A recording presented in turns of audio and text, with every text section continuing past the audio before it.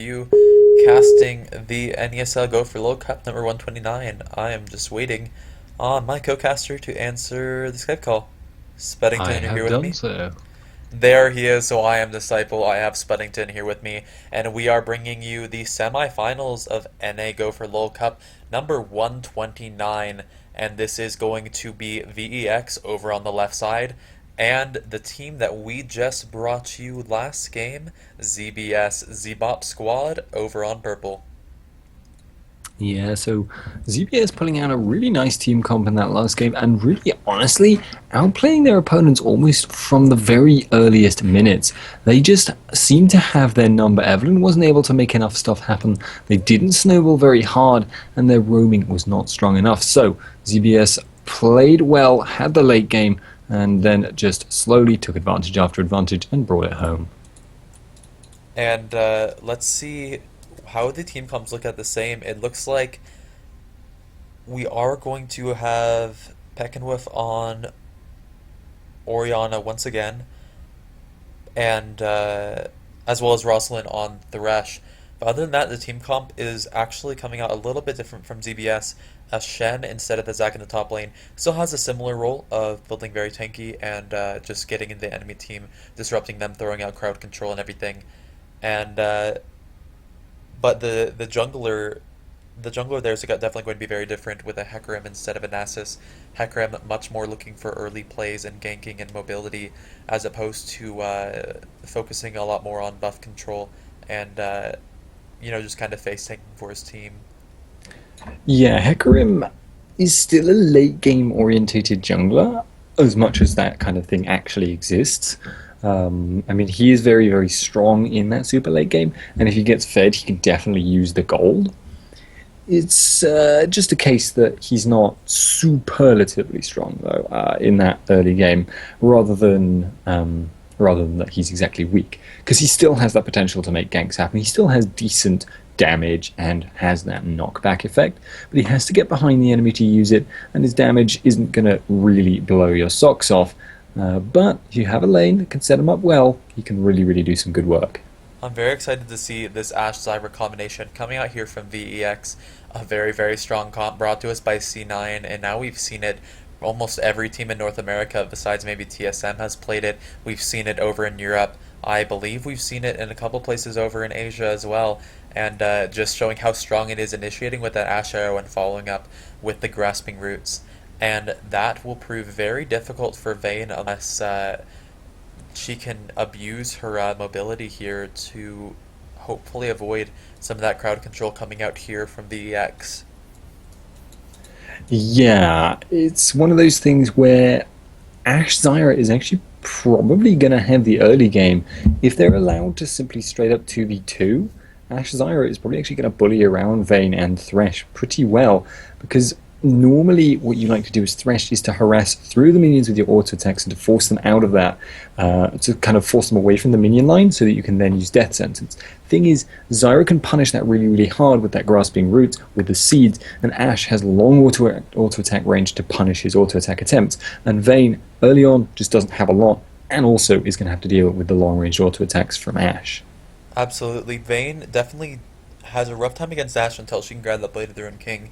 But even then, although she will be able to outduel Ashe, it'll be very unlikely that Ashe will be without Zyra or without Jarvan, without another member of her team there to follow up. And at that point, Vayne is going to be at a bit of a disadvantage. She's going to have to rely on Thresh and Orianna. Luckily, she has a very good team built around locking up the enemy, a lot better than last game. They're playing more similarly to they kind of build a team around controlling the enemies so that their very strong AD carry can just get off the auto attacks to clear out the enemy. It worked for them last game. Let's see how it works for them again. Yeah, and it's that's a lot of hard engage. Jarvan, Rumble, Ashe. That's a lot. That's such an all-in team comp. That's like we're gonna throw everything at you, Right. and, Well, it's an and they've got all-in a lot for of those cleanup three, but too. Ashe will be able to stay pretty safe. She will definitely have to be afraid of the Hecarim and Orianna combo, as well as potentially a flash taunt out of the Shen, since she is a rather immobile carry. But at that point, if we have Jarvan jumping in, who is definitely going to be a stronger early game ganker than Hecarim, might be able to get some early advantages for those lanes. Kind of just running some very solid lanes here out of VEX. It might be a very difficult time over here for Young Hood Stomp. I'm going to be interested to see how this mid lane goes, though. Orianna versus Kha'Zix strikes me as a lane that would really, really favour that Orianna. The auto attack harass, the shields to block any kind of counter attack, and just that constant damage that can come out from her. See how it goes, but that's what I would expect to be happening. The early levels definitely favor Orianna, but potentially once Kha'Zix levels up that jump, if he chooses to do so at either level 6 or 11, or he might not even wait for the jump if Jarvan can get off a good gank. Orianna is a very immobile, rather squishy AP mage, which is kind of what Kha'Zix will set his eyes for, and he'll be most likely to go for her over Vayne in most of these fights, since she has the least dueling potential out of any of these, carries or solo laners. So there's a bit of a theme going on with the names, Cheesed Beluga and Porpoise Scoop. Definitely going to give us a fun time saying these. Cheese the Beluga, Porpoise Goop, Dr. Snuggles. Oh man, I'm gonna spend some time up in the top lane. I can tell you right now, my camera will be up in the top lane very quickly. I want to tell you guys all about how Dr. Snuggles is facing off over against young Richie Rich. Some fantastic names, some fantastic players, and hopefully a very fantastic game. Let me just tell you about my time alone with Dr. Snuggles in the top lane. But, thank you for your contribution. No problem. Anytime. Oh my goodness. Anytime. Anyway, while the game is loading, it's going to be... I really don't know who I expect to win this game. Based on team comp alone, I tend to like this really hard engage setup, with the Ashe setup. But there's a lot of potential. Like, it seems like having that Shen split push available, having the Hecarim, the Orianna, the Vayne, the Thresh, it's a little bit more flexible. I just really like that hard engage, and there's such good cleanup as well. Like, there's so much damage potential. I guess maybe there could be an issue with just being a bit squishy, particularly if Jarvan doesn't have a good early game. If you were to die relatively early on, because he's going to need to be tanky for this team comp. But it's strong. It's definitely one of these ones where there's no really obvious favorite. Right. Well, because you can see having an all-in team comp like that, if they do run into some trouble in the early game, if Jarvan gets off some good ganks, if Hecarim possibly gets some good ganks, maybe a good Thresh Death Sentence or a Shen Taunt, then it could put VEX here in a difficult position where they're forced to defend their turrets, and they don't have a lot of defense. They have a little bit of wave clear from Kha'Zix, maybe a little bit from Ashe and from Rumble, but not enough to keep a very strong Vayne, with some decent initiation here over on ZBS from jumping into them. Well, we have got some aggression coming out in this early game. And Porpoise Goop checking out that brush there with that flag. They know he's there, but it doesn't look like they want to group up and stop him. It'll give them a chance to ward, and it'll give their opponents a chance to ward. So both sides just putting as many down as they want. And it does mean that, well, Vayne is going to have to get out of dodge. And I'm actually curious as to whether they saw Vayne up there. I don't believe they got vision on Vayne. I think she moved out of the tri-brush before they moved up there. All the pings coming out there were red. She's recalling, so she might not go for the lane swap here, and it looks like she might just run to rejoin her team. I'm curious to see where these lanes will go, because they might look to avoid putting Vayne in the 2v2, since she will be quite a bit weak compared to the Ashe. It's the interesting thing is that because Vayne... they're playing this kind of swap-up mind game, because Vayne was seen, I think, Shen was seen in that bottom area, so that kind of implies that probably Shen is going to be looking to go bot to get that 2v1 swap-up. But then, if you've seen him, does he then swap away, or does he stay there? Because they're going to know that he knows that they were there. It's one of these kind of they know that he knows that they know things. But regardless, Hecarim will be starting out on the opponent blue here, and we'll see if Jarvan is actually aware of that. And it He's looks like certainly going to be Rumble aware he's ran not starting past, red. but I don't know he actually got vision on Hecarim. Hecarim might have run in here free and clear, and I don't know that Rumble's seen it now. Rumble will probably see Hecarim, actually avoids the vision there, but does throw out a ping onto Hecarim, so I think they now know that the blue is gone. However, what that does mean is that Poppy Scoop is now in an awkward situation.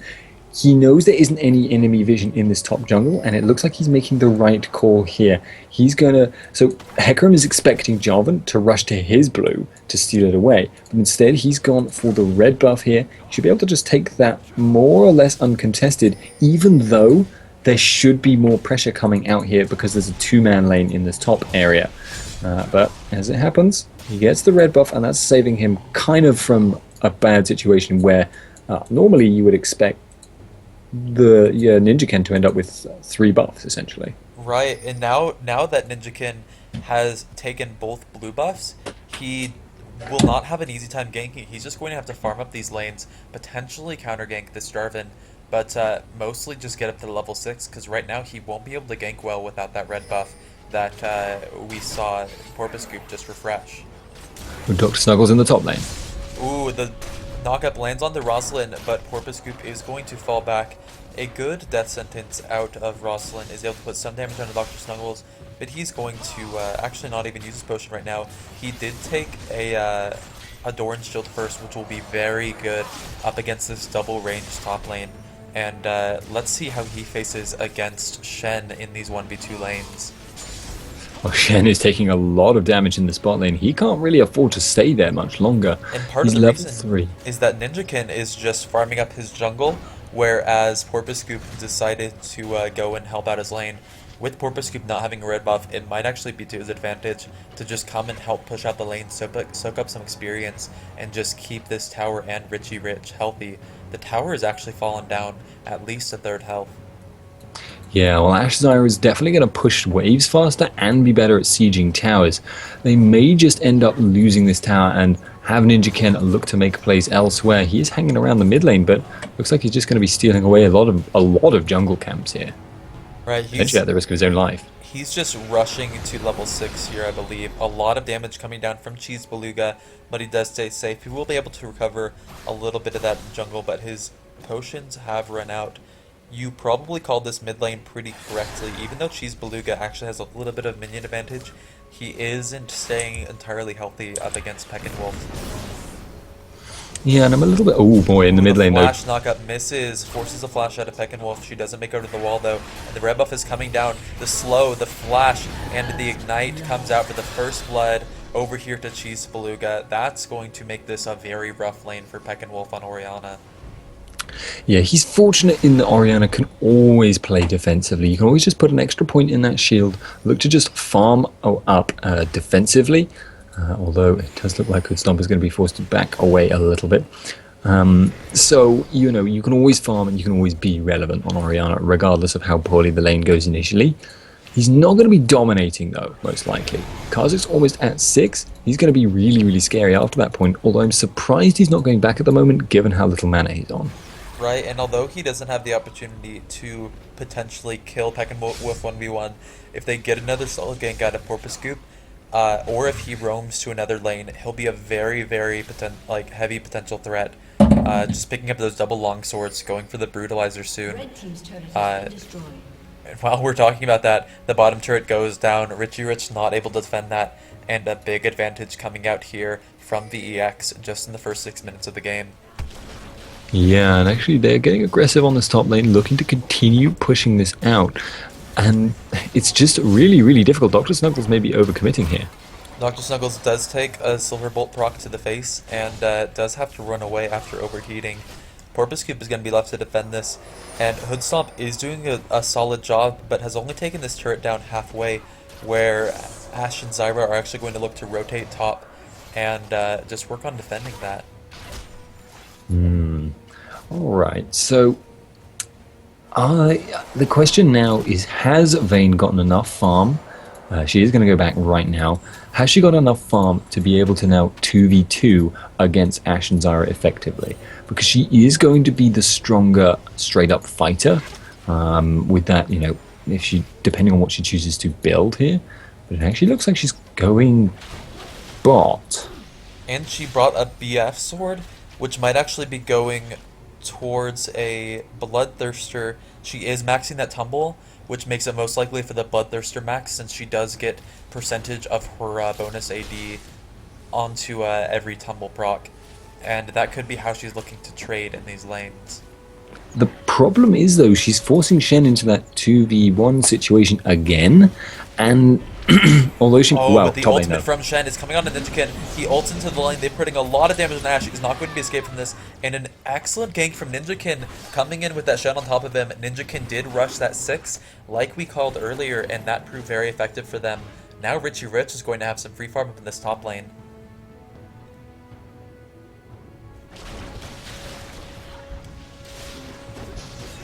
Do I still have you, Spud? We might have lost the call there. Sorry about that, but Ninjakin is taking some turret shots. Richie Rich now taking up the turret, going on to Devassin. Richie Rich might take one more turret, uses the shield, flashes the Zyra passive, is able to get out of there without falling down, but with Kha'Zix roaming over here, this could be a very dead Shen. He won't be able to get the recall off in time. Cheese Beluga's gonna jump over the wall, throw it in, misses, but gets the Q for the one-shot kill onto Richie Rich. Very unfortunate.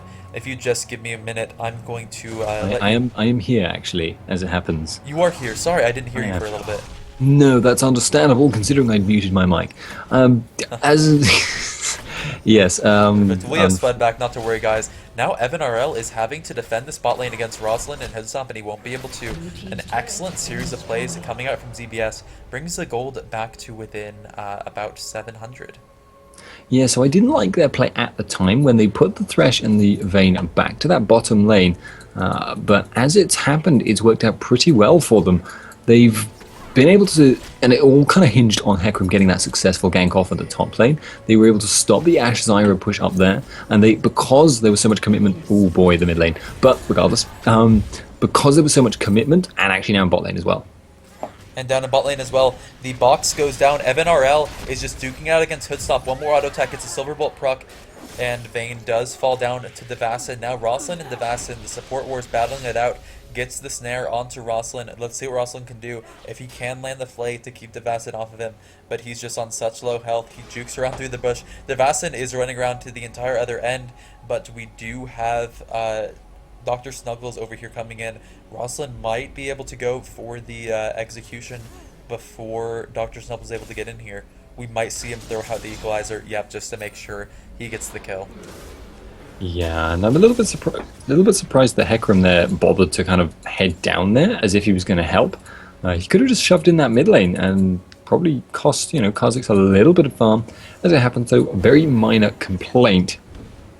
And this game is much more even than the previous one we saw. Shen now pushing out this top, and he's actually going to be able to take that relatively shortly if Jarvan isn't careful. But Jarvan with his Spirit of the Ancient Golem is in a good position for a team fight, but when he's by himself, he doesn't have the damage right now to take on Richie Rich, and Richie Rich is just going to sustain through this, push out the lane, and we'll probably see Dr. Snuggles coming back up here after he buys. So that hard engage comp we talked about, the fact that they've got the Ashe Zyra, the fact they've got the Jarvan and the Rumble and the Kha'Zix for the cleanup, the fact that they are ahead is going to amplify how strong that composition actually is. The fact that Kha'Zix is going to be able to clean up people that are all on, only 1/3 health as opposed to maybe 1/4, that's actually really, really significant. And once he's hit level 11, you can expect to see them start to make some really aggressive plays. They need to as well. They can't allow Shen to play his game. They can't allow him to just sit in his top lane and farm up as he does. So what I expect is maybe some opportunistic looking ganks soon. Actually, the mid lane Asher comes in, hits Peckinwolf. The flash and knockup comes in. The Shen shield goes down, won't be enough. Cheese Beluga picks up the kill, and Shen ult is now down. That was an excellent Ashe arrow just coming up blindly through the mid lane. Yeah, so like I said, looking for opportunistic ganks. And then once you've got that kind of power spike from the level 11 on Kha'Zix, I would expect them to start really looking to just group and force hard. They need to take towers if they to kind of get that ball rolling. And I think probably they can afford to leave Rumble fighting that Shen in top for at least a little while longer. But they need to make something happen up there soon. So if they want to push, they're probably going to look to try and group that top. Right, they could group top and push, and once they get that turret down, it would open up the dragon for them as a great opportunity. Uh, right now, the Shen stand United is going to be down for more than 2 more minutes, so they have a 2 minute window with which to group around this Baron and potentially go for it. Hecarim hanging around that bottom, doesn't manage to get anything done. A little bit surprised that he's not, but he's just not been particularly influential at this point. 2-1, so he's not doing badly, and he's also got a lot of farm, so he's going to be strong in these team fights. But he needs to be able to kind of just dive in and try and waste that Ash Arrow if at all possible. And one issue we might see is that he did go for the Spirit of the Elder Lizard, which does bring a lot of damage onto Hecarim, but won't give him the tankiness he needs if he wants to dive into the enemy team. He might have to rely on the Shen shield to be able to tank up a lot of damage, or possibly the Orianna ball, but overall he's not going to be nearly as tanky as his counterpart on Jarvan, who has already built that Spirit of the Ancient Golem and is going for even more health. This is something that's worth noting in the late game, though, especially. Although in the mid lane, again, Orianna getting ganked. The jump, the Cataclysm going on. Peckett Wolf is not going to survive. Dr. Snuggles gets the kill. This should be either a free turret or dragon, which just respawned. They might actually be able to get both out of this, with Orianna being dead for 20 more seconds. Does have the command shockwave on, but won't be able to use that for anything right now. Yeah, so that's going to mean, a really, really big goal difference for this stage of the game starting to open up between the two teams. Plus, they've got the map control. Plus, they've got the vision control. Shen is going to take this top tower, which will be a small gain in return. But there's actually potential for them to look for another engage right off the bat with the Asher. And the Asher comes out, falls onto Ninjakin. He should be able to jump out of that or take the Thresh Express, which he does.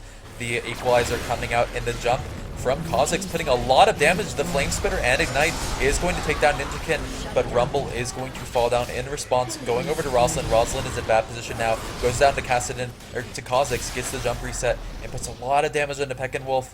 Cheese Beluga barely escapes alive, but so does Peckinwolf on Orianna. So scary initiate there. And they're going to take a tower off it again. Shen is continuing to push, but he's not going to be able to take another tower in return. And indeed, they're going to be able to take a decent chunk out of this inhibitor tower if they want it.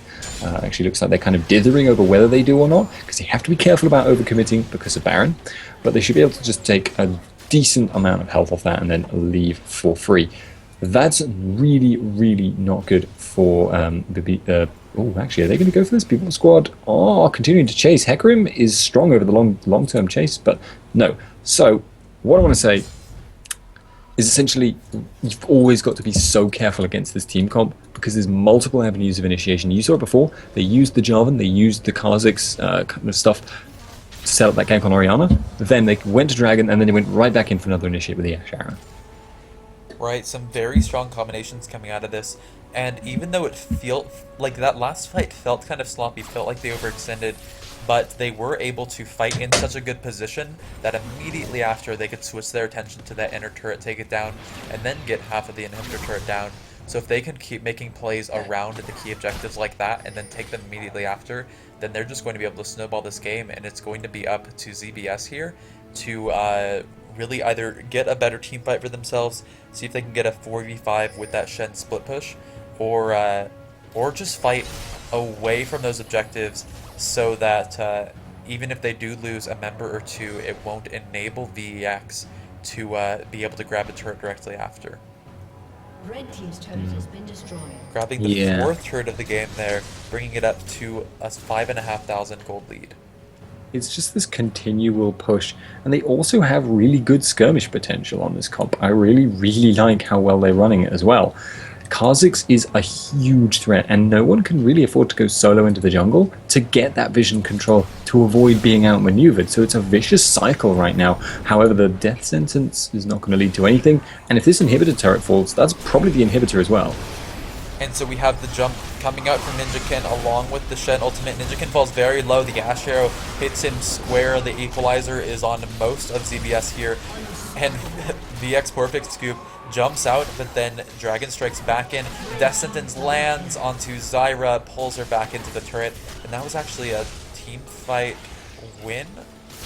It was a 2 for 2, but they will be able to save that inhibitor turret. So overall, a win here for ZBS. Yeah, now everyone's being... There's two major things to kind of think about at the end there. Vayne has really good cleanup, but so does Kha'Zix, and you could see it. Vayne was so tempted to chase after Ashe, but she knew Kha'Zix was in the area, decided not to go for it, but the mid tower got chipped down a little bit more, kind of staving off what seems somewhat inevitable at this point there by ZBS, but they still have that inhib tower. While that's up, they have the potential to apply the pressure with the Shen split push, and they have the potential to kind of stall this out and wait until Vayne gets to be super dangerous. If I can take a minute and just say, go, we have the knock-up going on to Ninjakin. He's going to have to speed out of there. The Ignite is down, and the burst coming out from Kha'Zix almost claims it. The jump takes another kill, a 6th kill for Kha'Zix. He is dominating. He jumps back to clear out some minions, and a great pickup with the flash knockup from Jarvan. Yeah, so what was it you wanted to say? I was going to say, let's take a minute to talk about how great that Arcade Hecarim skin is. I was going to talk about how great the ride designers are, but there's no Arcade Hecarim on the map right now. It was eliminated entirely, so I don't even get a chance to bring that up. There's still a corpse. There's still the corpse there around the Wraith. Oh, it has now respawned. But just a beautiful skin, some great particle effects, and overall a great job. Unfortunately, it's not working out for them as he currently sits 2-4-2. Yeah, and he was actually originally 2-1-0, so he's not been having a good game sort of relatively recently, and he's not been able to hit that level 11 either. He's getting to be somewhat tanky, but like you mentioned earlier, that Spirit of the Elder Lizard may have delayed him being tanky enough to dive in. And that's going to be a real problem for them, because they can't afford to sit back and be poked by the Ashe, by the Zyra, and that's just going to mean they have to make engages happen, and engages aren't really what they're set up for right now. Right, that's absolutely true. They do have a decent amount of kiting potential, and like when they fight under a turret, like they did in that last fight, they can potentially do well with the Hecarim and Orianna combo. But around this inner turret, they're not in a safe spot. They do have Shen split pushing. With his Sten United, we'll be able to come in for any sort of engagement here. But now VX has rotated up to face tank. This inner turret is going to grab it for the 5th turret of the game for VX. That was the lack of vision. The Sten United comes in, the ultimate from Hecarim is out, but he is actually, Thresh is the first one to fall. Vayne 1v1ing the Jarvan, takes him down. Dr. Snuggles might go down soon, but we have 4 members alive here from VEX. Is going to burst down Hood Stomp. Ninjakin is forced to flee away in his Arcade Hecarim skin, and this is going to be an inhibitor for VEX. The surrender, yeah, must have come out with Division flashing in there, and good game to VEX there. Yeah, so I just want to mention there, it was just sheer vision control, that last little play, that got the inhibitor tower down. They went top, and everyone went to kind of stop them, and then they just turned around and went back to the inhib. Took it away because there was just no way of knowing if they were still top, or if they'd gone back to that mid. So nicely played once again. But VEX are the winners there, and I assume we will just be going into a quick break again while we try and find another game to cast, which I believe should be the final one of today. Absolutely.